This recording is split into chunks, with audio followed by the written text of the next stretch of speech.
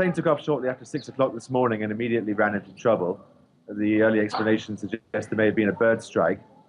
And according to witnesses on the ground near to the crash site, it had circled around and may have been attempting to return to the airport when it came down on a piece of wasteland about half a mile from the runway. A large crowd gathered after the accident. It burst into flames on impact, although the fire had been put out by the time I reached there.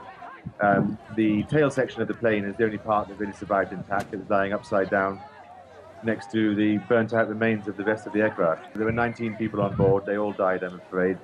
7 British people, 5 Chinese, and the remainder Nepali. It appears that they were going for a trekking holiday in the Everest region. The bodies were removed from the wreckage as soon as the fire was put out and taken to the hospital morgue. The luggage has been removed, all the personal effects of the passengers have been removed.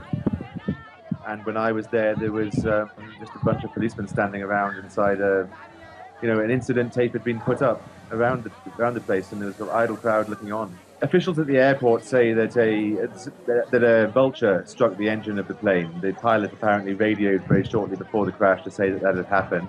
Some aviation specialists here, I was speaking to an aircraft engineer with another company who questioned that explanation. He pointed out that these planes have 2 engines and that one should have been enough to land on if one had been knocked out by a plane.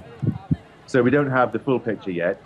Nepal has a very checkered record of air safety, and it may be that bad maintenance played a part. For example, it wouldn't be the first time. There's an aircraft crash here of this sort approximately once a year, normally involving human error, people flying into mountains.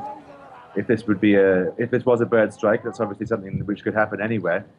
But why a bird strike in one engine should cause the whole plane to crash, we don't yet know.